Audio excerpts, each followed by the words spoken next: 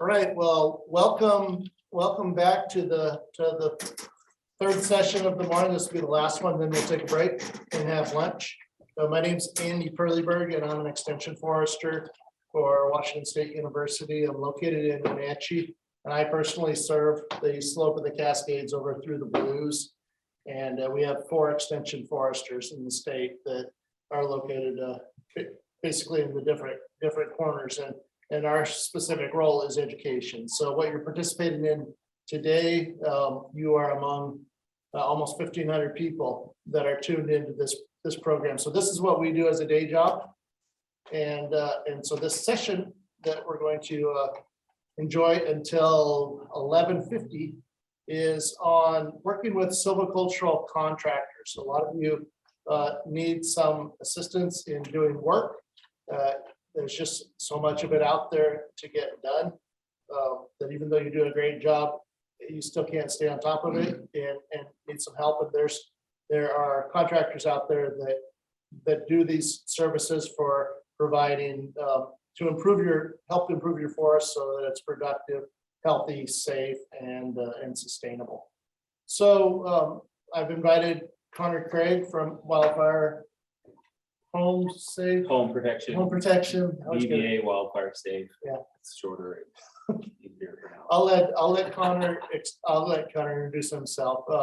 But these are incredibly important services, and he'll explain how these services can be partially helped funded through the different agencies. And if you want to learn about those processes, we have an afternoon class on landowner assistance, and so the managers of those programs will explain how to engage with the financial and technical assistance that will help you get contractors out onto the ground. So I've asked Connor to come here today and talk to us about what's kind of the day in the life of a landowner, the day in the life of a contractor. How do you get somebody to come out? How do you even know if your stand needs some work? And sometimes these occur directly with landowners and the contractors. Oftentimes there's a consulting forester in the middle of this to help do a few different things. So I thought Connor could introduce how his business works, and then give you guys lots of time to ask questions today. All right, so thanks, Connor. Okay, thanks. I'm Connor Craig. I own a small fuels reduction company. We're kind of based in Central Washington. We do a lot of work in Chelan County and Kidderminster County, and occasionally Douglas County and Okanagan County. But kind of like, so small brief history of kind of how I got started or whatever, and what kind of the way I go about looking at things is I used to work for the Forest Service for about 10 years and fought fire in the Forest Service for almost 10 years, and 6 of those were on the Aniat hotshot crew in Aniat, Washington, and then 3 years running the IA crew on the Aniat Ranger District. So that's kind of the lens that I look through. When I was working for the Forest Service, I noticed it seemed like we were either dry mopping, burning out, or prepping roads and structures. So we did a lot of prep around homes for burnouts that stop these fires. So basically last minute fuels reduction work to try to save cabins and communities and whatever resources deemed appropriate. So about 7 years ago, I left the fire world and started a business doing fuels reduction. So that's kind of I guess where my experience comes from. I come in, a landowner will call me and they'll say, hey, I got 10 acres or 5 acres or 1 acre or whatever it might be, 100 acres, whatever it is. Can you come take a look? I need to firewise it. So it's kind of what I'll do. I'll go out, I'll meet with a landowner and kind of just assess, like, hey, if I was rolling in here with a shop crew or fire engine or something, what would I be thinking? What is this place in okay shape as far as density, or is it in real bad shape and we need to get in here and do some thinning? So I'll kind of do a quick assessment, and then I ask them, and also look at, just like a commercial job here, or is this like, fit to kind of my bread and butter, the non-commercial stuff, or is it a tweener? And so from there, I'll usually ask them, hey, have you talked to the DNR about their cost share programs or the NRCS? And or if it's kind of a commercial side, I'll ask them, hey, are you working with maybe a consulting forester? Because there's probably some stuff in here that could get cut out and maybe make a little bit of money, or maybe you could, pay for some of my services with the logs or whatever. So it's not real black and white. There's a lot of gray, but most of the time we're doing the non-commercial stuff. So we're dealing with the DNR. DNR is kind of like my bread and butter. I work pretty closely with the DNR, and I got a pretty good working relationship with those folks. So then what happens is they'll say, no, actually I haven't spoken to the DNR, or yeah, I spoke with the DNR and they came out and gave me this assessment, and this is what they have approved us for on our cost share program. So then we're kind of like, oh, okay, well, let's talk about scheduling. Then we can talk about getting on the calendar, what kind of deadlines we're working with, and then go from there. If they haven't met with the DNR, then I'll say, hey, call one of the landowner or service foresters now in our area, and then they'll come out, visit with you, get you signed up for the cost share program, assess your property, give you basically a dollar amount what they'll reimburse per acre. And hopefully that'll cover, we work close with the DNR, like I said, so we're getting closer at matching up our numbers so we can hit that 50% mark most of the time. And then after that paperwork gets all squared away, which doesn't take very long, then we can talk about scheduling and go from there. And right now, my particular business, we're mostly mechanized thinning. We've got a variety of different kinds of mulchers, forestry mulchers, and that's mostly what we do. We can do hand thinning, and we used to do, I don't know, 25 to 75 acres of hand thinning a year. But the more mechanized we become, it's harder for us to not be in the equipment, running the equipment, and have the equipment sitting there while we're hand cutting. So there's a balance there. But we do a little less hand thinning now, but there's definitely on the steeper ground around Chelan County and Central Washington in general, you got to be able to do hand thinning. And if I can't, the nice thing about kind of the DNR, they have a list of contractors, and I've got a few contractors too that'll sub out some of the hand thinning with. So I try to do the best job I can do to make sure the landowner is getting what they need. Whether that's using me or whether that's using maybe somebody with a hand crew, it doesn't matter to me as long as the project's getting done and it's getting done the way the landowner wants it to be done. So that's kind of Is that Adam? description of what we do. So I'd open it up for questions if anybody has any.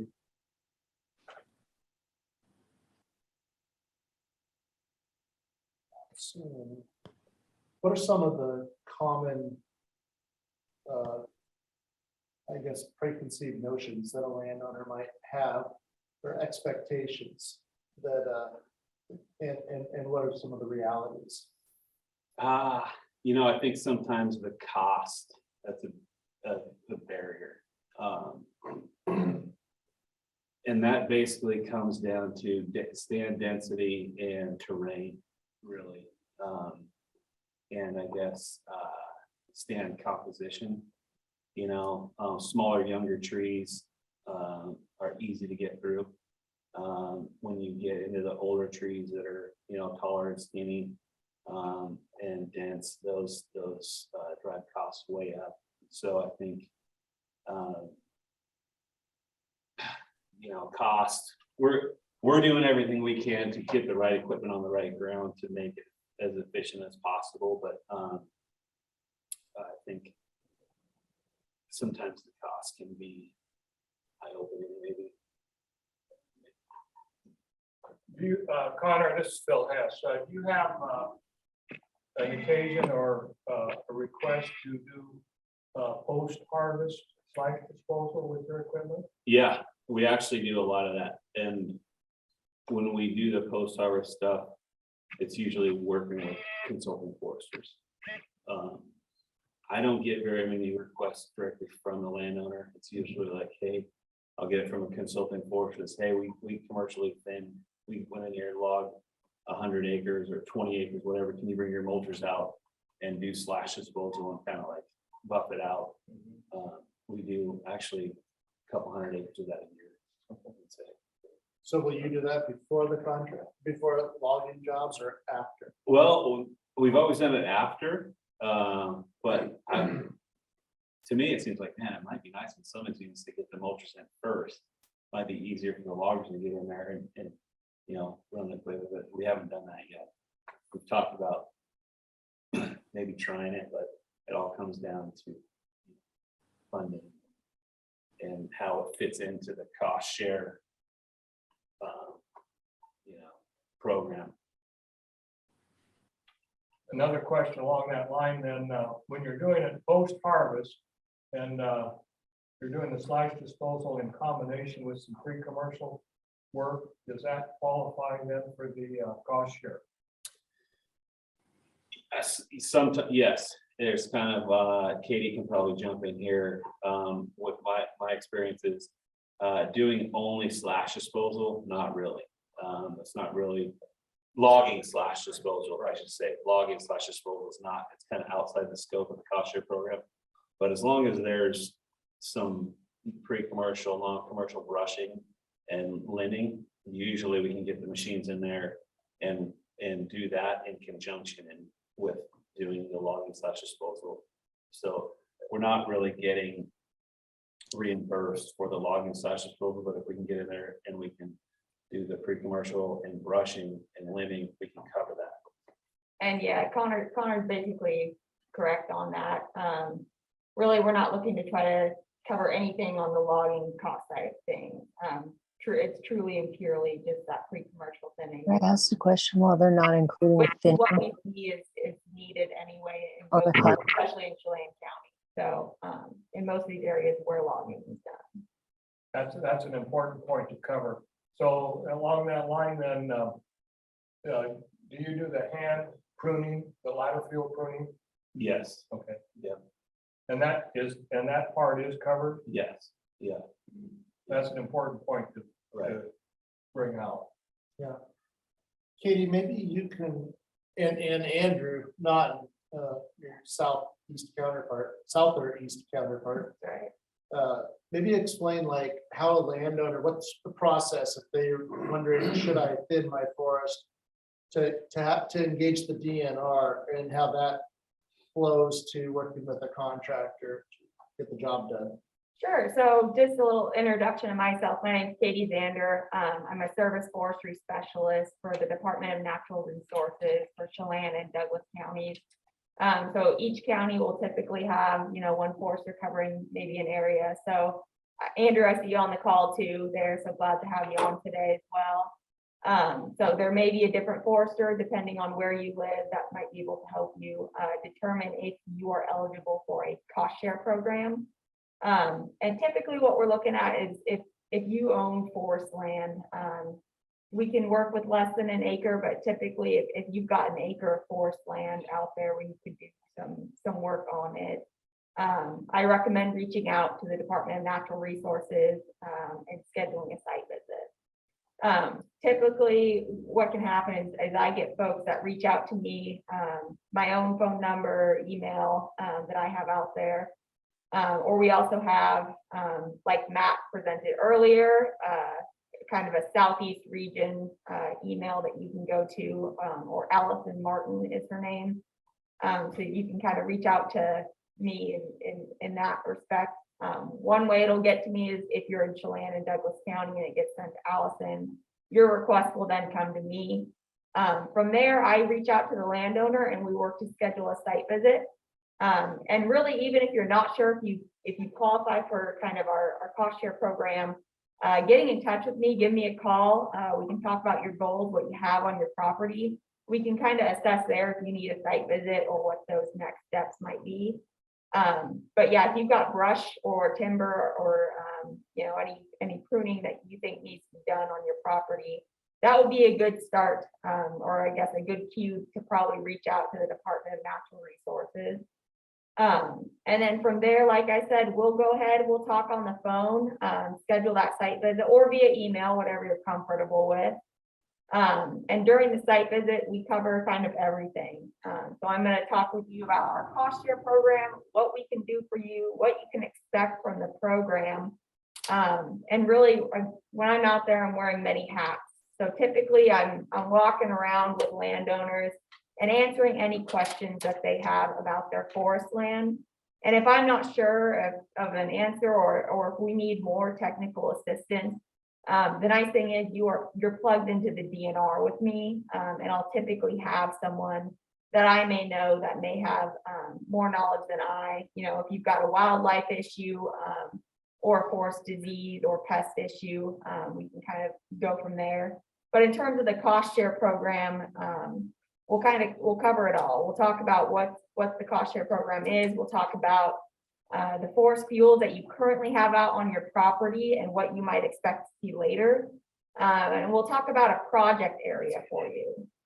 So for that project area, you know, it's going to depend on what you can put up for your money to get some of that work done, right? So if our cost share is a 50% cost share, you may be working kind of in 50% of the cost to get that done. So I'll work with you, try to determine a project area that you can get done. Let you know what we cover in our cost share program, which is that pre-commercial thinning, pruning, brush control, and slash disposal. And then from there, I get you set up and enrolled. And I can get you a list of contractors or even Connor's information, so you can go ahead and get started on your project. And during the entirety of your project, I'm open for phone calls, emails, pictures of anything you're doing, for questions. So it's kind of, I'm out there just to assist the landowner to get this work done and to provide that financial assistance there.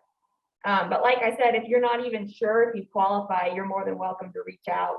But private non-industrial forest land is typically what we're looking for the cost share program. But yeah, that's all I have about that cost share, unless there are any questions. Let's see. Yeah, Rob asked, what type of mulchers are you using? Is most of your work cleanup and brushing or site prep for replant after logging? Right now we've got 4 mulchers. We're running Beacon mulching heads on them. A couple are like, we have rubber track, smaller machines like on the skid steers, about 15,000 pound machines, and then we've got a little bit bigger steel tracked machine on like a D3 dozer chassis that is real good on steep, nasty ground. You know, can work in the snow and that kind of thing. And then we've got another larger 75,000 pound machine, feller buncher with a masticating head on it. And that's good for larger projects and all kinds of terrain. And so as far as, and most of the stuff we do is the DNR cost share program. So we're looking at 8-inch diameter trees and under. A lot of brush, they clean up brush real well. They get through trees pretty well. It's pretty capable mulching head. And we haven't done any site prep for replanting yet. It's mostly, you know, we're kind of, our bread and butter is fuels reduction, forest restoration, and most of the logging that we're involved in is cleanup. So there's not a ton of replanting on the logging units that we clean up. They're mostly thins, unless unless it's every now and then we'll run into a stand that's unhealthy and they come in and almost clear cut and then replant, say a different species, replant large instead of white firs or whatever it might be. But usually it's just the restoration thinning is kind of our bread and butter. Connor, you mentioned restoration and forest health a lot, and that kind of implies diversity and kind of a wildlife friendly Right. condition. And we saw a slide earlier today in the landowner assistance, where it basically showed the desert underneath a very mulched up landscape. Right. How do you balance the wildlife needs with something like that wasn't exactly conducive to habitat? Right. So Ken Devins, I don't know if he's on here, but he's somebody I've talked to before about it. He's got kind of a nice little handout that they put together on wildlife friendly restoration. And so that's what we try to do. We try to do that. We try not to make it super homogeneous. We want to have wildlife clumps. Kind of depends on the terrain. On bigger pieces, it's a little easier to incorporate some of those wildlife patches. And a lot of times over here, we're not in easy ground. So we try to take what the forest gives us. So kind of, on the rockier spots that are tough to get the machines in, that'll be our wildlife clump. A lot of times we'll leave a handful of snags, 1 or 2 per acre, if available. For wildlife, we'll construct some wildlife piles that aren't to be burned, and leave those. There's kind of a specific way you want to build your wildlife piles. So we'll do those 1 or 2 per acre. If the forest landowner's into that, we'll leave some larger woody debris on the ground, dead down logs, things like that aren't gonna really increase your fire intensity. We'll leave wildlife clumps where we don't even get into and thin, and we won't even limb those in some cases. That's just your wildlife clump, either brush or maybe a small diameter tree that's thick and rocky, just to kind of break up that landscape. So you're not looking at. We don't necessarily want to turn your forest into a Christmas tree farm. That's not what we're trying to do. We're trying to basically restore it to kind of the way Mother Nature intended it to be. And then after the restoration process, the thinning process, whatever you want to say it, the idea is if you did have fire on that landscape, it would stay on the ground and it would be easy to suppress. So a couple of down logs, a pile here, a pile there, a snag here and there, a clump that's not thinned is not going to make the fire go crazy. For the most part, we can keep our fire intensities low without parking it out and making it look like a tree farm. And that's kind of what we try to do. Break it up, make it look as natural as possible, yet still be super fire resilient. Is that something that you go through, Katie, with landowners so that they're kind of prepared to have this conversation with the contractor? Or is that something that they need to be aware of and on their own, or how do they learn about it? Sure. So there's a few ways landowners are going to learn more about the history of their forest and bringing it back towards that natural state, like Connor mentioned. Sometimes it is through Connor, and I have landowners tell me, after the fact that they met with Connor and they got that history. Sometimes these are landowners that have actually lived here for so long, and they have historical photos of their grandparents or their parents here, and what that forest looked like, or they may have their own knowledge of what that forest looked like 50 years prior. So that's nice when we do run into those locals that have that local knowledge, and they're aware that these forests in the past and historically much less dense, especially in Chelan County, I'll say. And so that's one way where I typically see landowners, they have that local knowledge.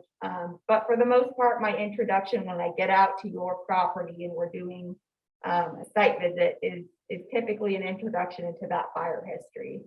Right, we as humans, we've settled in here and we've spent our time suppressing fire for obvious safety reasons, right? There's really good reasons why we do suppress that fire.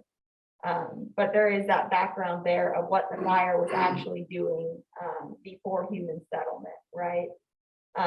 So really that fire was, I like to call it cleaning up the forest. That's just the term I like to use. But really it was killing a lot of that vegetation that was growing up, a lot of those trees, things like that. And so, and even, you know, having that fire, having some effects on pruning and limbing itself. And so you'd end up with these really widely spaced ponderosa pine stands. So our cost share, kind of falling in line with forest practices and kind of thinking what, you know, historically these forests used to look like. Our attempt with our cost share is to bring your forest back to that healthier state, that historical state. And that's exactly the work that Connor does. So really, we're going to open that forest up. It's our cost share is almost to emulate fire the best that we can. So we'll emulate that fire, kill off or cut some of those trees, a lot of that vegetation, and you're going to leave behind a much healthier forest. Out here, everything is competing for water and sunlight. So ponderosa pine specifically really likes that 360 degrees of sunlight. And really it's choked up a lot of it with Douglas fir and other pine competition. So getting your forest open like that, you're going to leave behind much more resilient and healthier trees.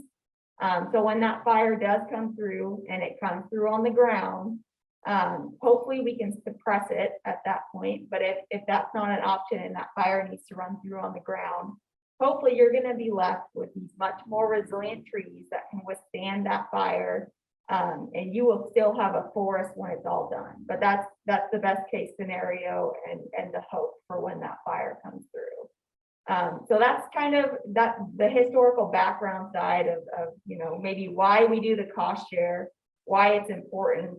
We're not really trying to change this landscape into anything that's drastically different or fighting the landscape itself. We're really trying to bring it back towards that historical state. And I see a question about site visits with snow on the ground. So yes and no, I'll do site visits with snow on the ground, but right now with my DNR pickup, I don't have chains for my pickup. So if I can get there with my pickup, I'll do a site visit. I'll put on some snowshoes and get out there. But typically I recommend trying to do a site visit with me in the spring or the fall time.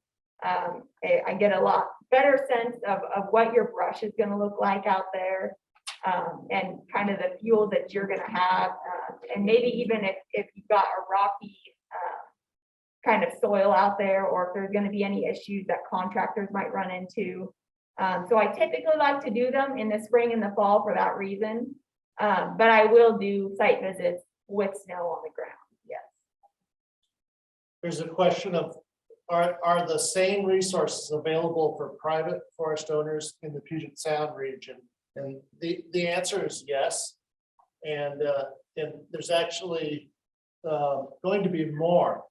The DNR is in the process of hiring at least a dozen state service foresters like Katie. The program is developed out on the east side because of the fire hazard risk and forest health issues that we've had in the past have justified investments primarily through the federal government and passed down through the state. And that's why we've been so full of state forestry staff, is because of this assistance from federal funds to reduce wildfire hazard through the Forest Service's state and private forestry program. With the landslide legislation that occurred last year, there was $125 million passed per biennium for the next 4 biennium So $500 million is being invested by the state to support small forest landowners in developing long-term forest health conditions on your property and to reduce wildfire hazard risk as well. So the DNR on the west side is in the process of tooling up a staff for foresters. They presently have one, and there's also conservation districts that have some foresters out there as well. So it may be hit and miss, but it's coming. And so just contact your local DNR region and ask for how to get connected with landowner assistance wherever you're at in the state. There's also a wildlife biologist, and there will be soon be two. And I was going to ask, like, Andrew Naughton, you're down in the Blue Mountains, Katie, you're over here. How do you guys communicate? Because wildlife is at the top of landowners' list. Is that something that you're throwing out there all the time? Here's the wildlife biologist contact information, or do landowners leave a site visit not knowing about that resource? So it depends. It really depends on what that landowner's needs are. I do get a lot of concerns about wildlife, and I have passed out Ken's number quite a bit. I'm not sure if landowners have gotten in contact with him after the fact. I do have a lot of interest in forest practice regulations as well, and I have handed out some contact info about from some of our pathologists, and I did follow up with that landowner, and they were able to have one of our forest pathologists come out and take a look at their property. So there's definitely pathways through there. So if a landowner asks, I'm typically handing out that information to the landowner. So definitely ask during your site visit if you have any specific interest. And if I know if within anyone within the DNR who does that type of work, I'll definitely pass along that information. But the other information that I provide to landowners as well is actually Ken. He's probably on today, but Ken Bevis is he's got a brochure handout that he has made that really talks about almost, it's kind of in conjunction with our cost share, doing some forest fuel reduction work and how that's going to affect wildlife on your property and ways to do that work where you are kind of improving that quality, the wildlife qualities that you have. So I'm typically talking about that a lot to landowners. And I talk quite a lot about wildlife piles, which I'm sure, Ken knows everything under the sun with that. But there's any resource that I can get to landowners, if they've got specifically a beetle problem, or even the last case that I had, a landowner wasn't sure what their problem was. We took a hatchet to the trees to look for beetle galleries, and we didn't see any. It was just interesting, the pattern and the way those trees were dying. So we got our forest pathologist out there. And it just ended up being a drought situation, a severe drought situation on their case. So there's kind of some interesting things there, but we will definitely help you get in touch with whoever you need to, really to assist you with any of your goals that you have for your forest. Get back to Connor and talk about the different types of fuel reduction choices that landowners have, and what are maybe some of the operational limitations that you face? Well, it kind of comes down to like mechanical fuels reduction or hand thinning, and there's a place for all of that.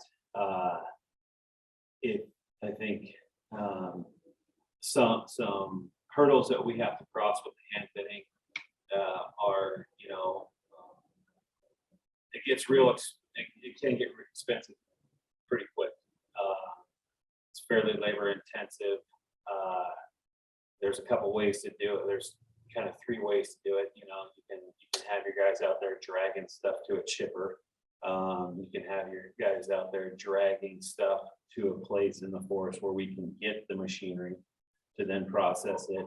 You can have your guys out there making little forestry burn piles, which is a great way to do it. But when we make forestry burn piles, we want to You know, those piles have to be burned before you can get reimbursed by this through the cost share program. So, and if anybody's ever tried to burn a green pile before, it's not a lot of fun. So that's one issue is with, you know, the piles. I like to see them sit for at least a whole season. Say we do the work in the spring, you know, maybe we burn them in fall, and hopefully they're cured by then. Ideally, you'd let them sit for a year. We put forestry paper on top of them. So if you could imagine a little tarp with put non-petroleum based wax on top of it to repel snow and water. But so it's a great way to do it. You got to deal with smoke. Some people are kind of adverse to smoke, and some people are adverse to like lighting fire on their property. We come out and we'll burn the piles for you. But like I said, you have to wait until those piles are burned before you can get reimbursed for cost share. And what I tell my customers, clients is, you know, we want to get like 85 to 95% consumption on our piles. So the conditions have to be right. They have to be, the piles have to be constructed well. If you go out there and you just throw a bunch of sticks together and put some paper on top and go to burn that thing, it's not going to burn very well. And you're going to be left with a mess. So it takes time to make a good forestry pile. So that one gets, those are definitely things that we do and other contractors do, the hand thinning.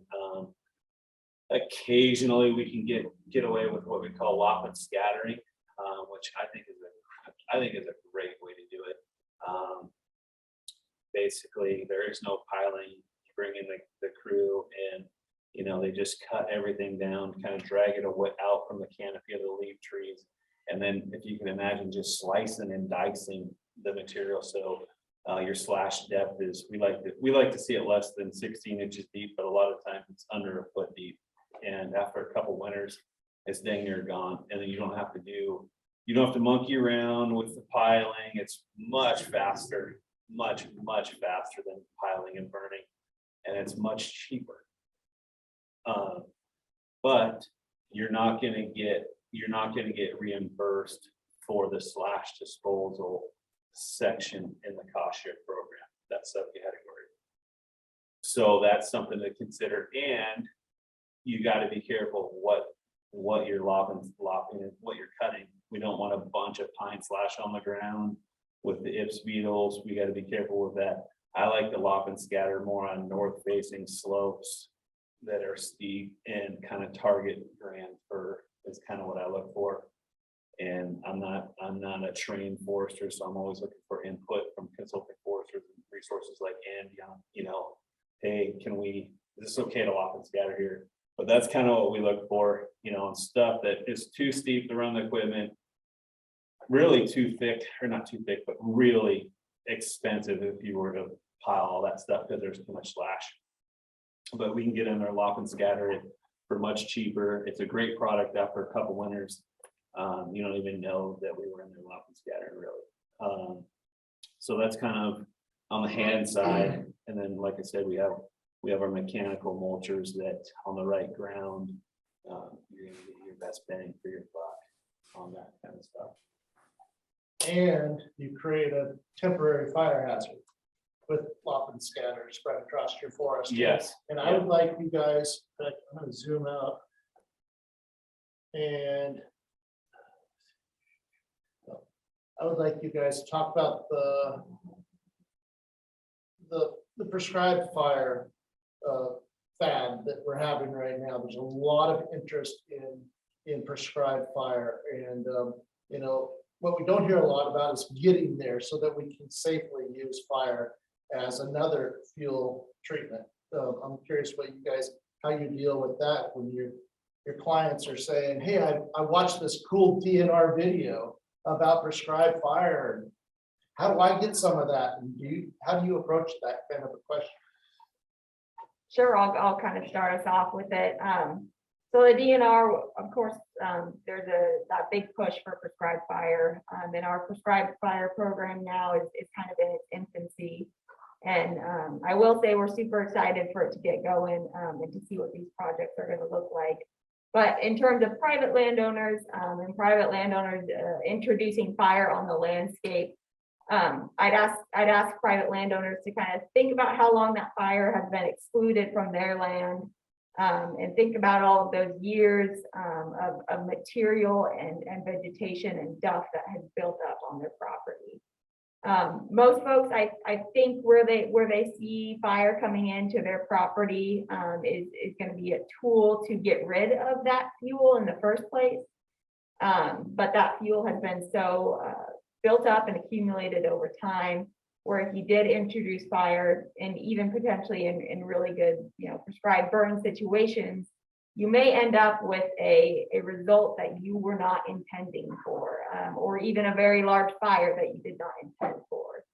And there's a lot of prep work that really needs to go into it before you even get a burn plan kind of going and getting those resources out there to implement the burn itself.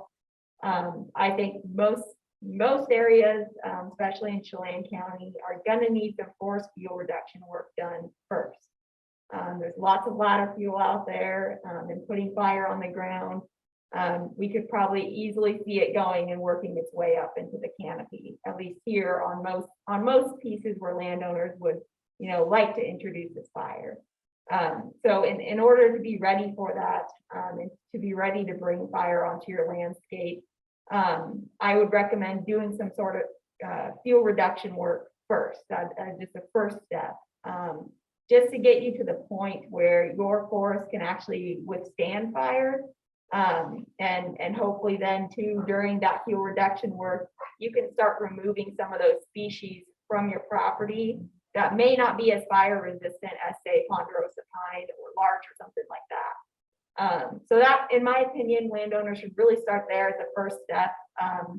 And there is a lot to do before you really put that fire on the ground. But don't think of fire as a tool that's gonna do everything for you, and do that pre-commercial thinning, pruning, brush control, and slash disposal.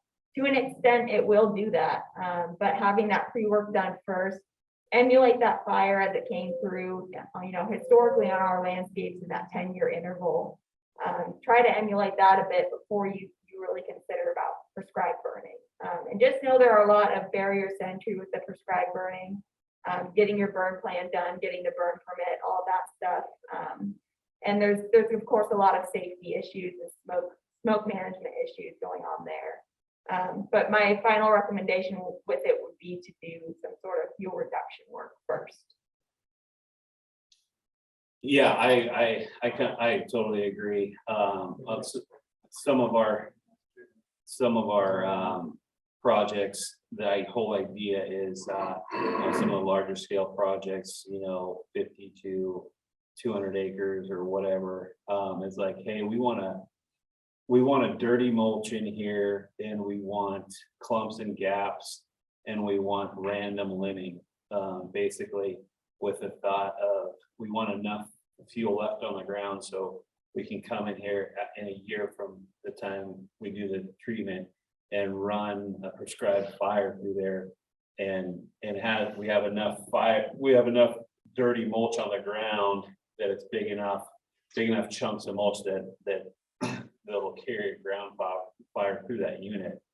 And the idea is cool. We went in there, we spent the money to do a non-commercial mechanical thin or a non-commercial hand thin, and then from now on, we're just gonna come in and we're gonna do a prescribed fire on this land every 5 to 10 years, let's say.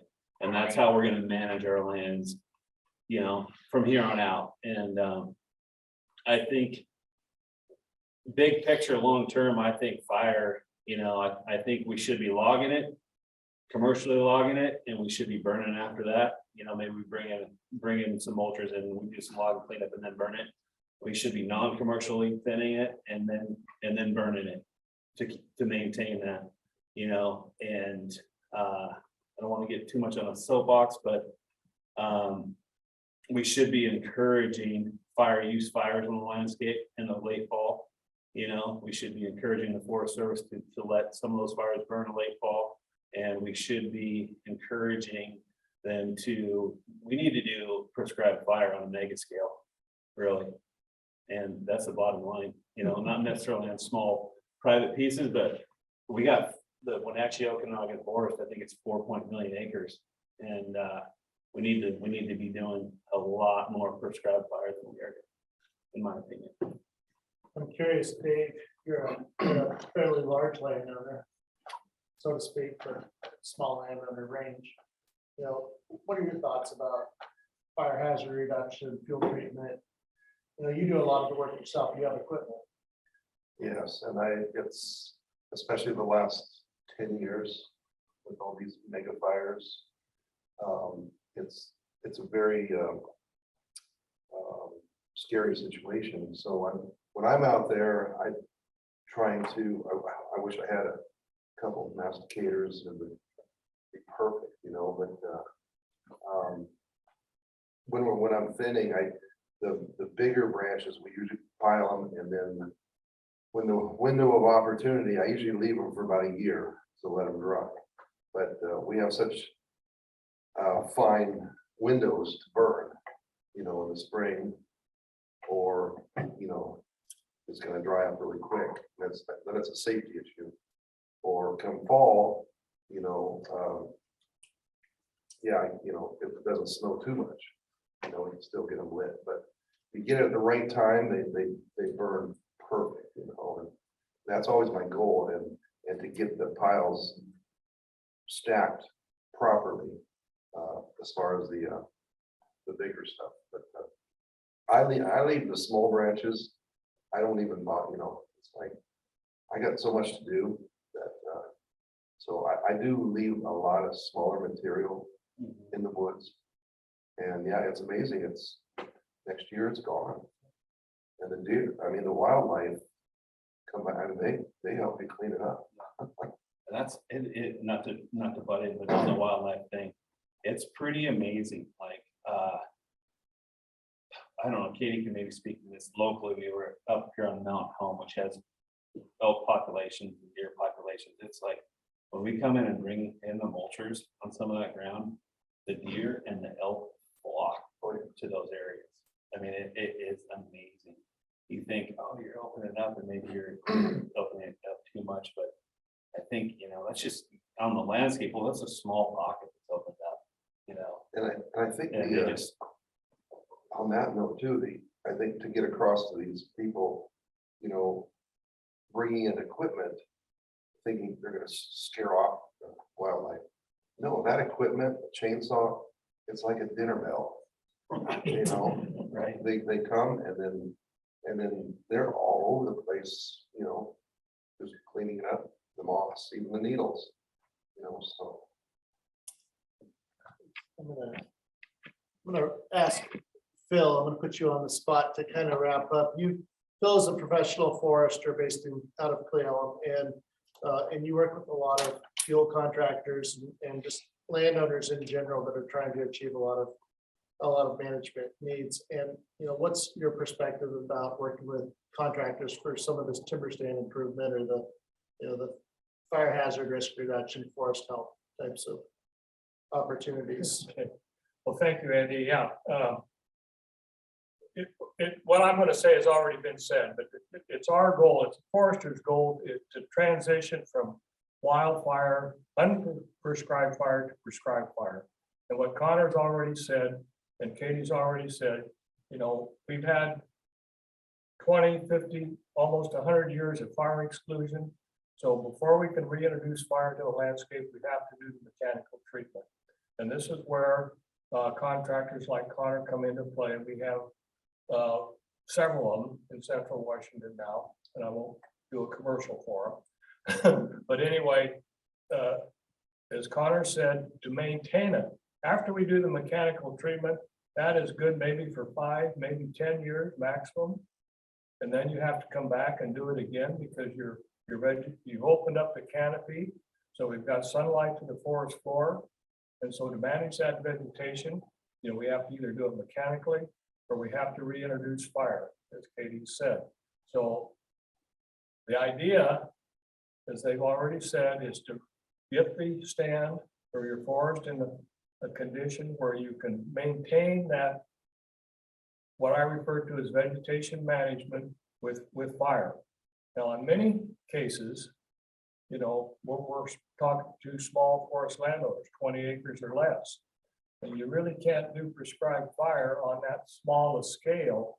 Usually, it's got to be done on a landscape scale. So this is going to present a logistical problem down the road as we try to work ourselves to reintroducing fire, prescribed fire on a landscape basis.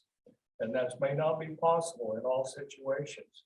So mechanical treatment is still going to be in the picture for many small forest landowners. But down the road, you know, we're not going to be able to reintroduce fire everywhere. Add one thing to that. Like Phil said, the nice thing is, you know, once you bring the machines in and you do the first go around, I mean, the lion's share of the work is done. So if we got to come in 5-10 years later, you're looking at your costs are going to be reduced a ton. So economically, it's not too hard on the pocketbook to maintain it like that. I mean, if we come in and thin out a stand that's already been thinned out 5-10 years ago, it's lickety split, which is good for the landowner. That's very true, Connor. We've got one landowner in Kittitas County that's using goats to I maintain was just gonna bring that up. their do their maintenance. And goat grazing or sheep grazing is a tool that can be used to maintain, you know, do the vegetation management that we created with mechanical thinning or mechanical treatment to begin with. So there's several tools in the toolbox that are going to be available besides prescribed fire, follow-up mechanical treatment with a mulcher or grazing. The key is not to let it get too big. Not to let it get too big. And I'm saying even on the in eastern Washington here, especially on the east slope of the Cascades, that 5 years, you want to be taking a look at it. Every 5 years, you want to be taking a look at your vegetation management. Recording. I think the key word there is management, managed grazing. So, but it's definitely a useful tool and has a long history of control of one of the vegetation controls on the eastern Washington. It's not so easily done on the west side of the state. And so that's another discussion. Steve, I saw your question regarding the healthy soils and we're not gonna have time to take that right now, but I'd love to have that conversation with you. And there is a soils presentation. I'm not sure what time that took place today, but check that out. You're gonna get the link to all the different presentations afterwards. Thank you, Dave, Connor, especially Katie, putting you on the spot for talking about some of these intermediate treatments to help improve forest health and reduce wildfire hazard. And thank you, everybody who attended. Sure appreciate it. And we're going to kick back off. It's lunchtime. And so we're going to kick back off at 12:40. But from 12 o'clock to 12:30, this is just a virtual lunch table. So if you're in this room, you're going to talk about tools and machines and kind of the stuff we've been talking about all morning in room number 5. So thank you very much. And we'll see you at noon if you come back.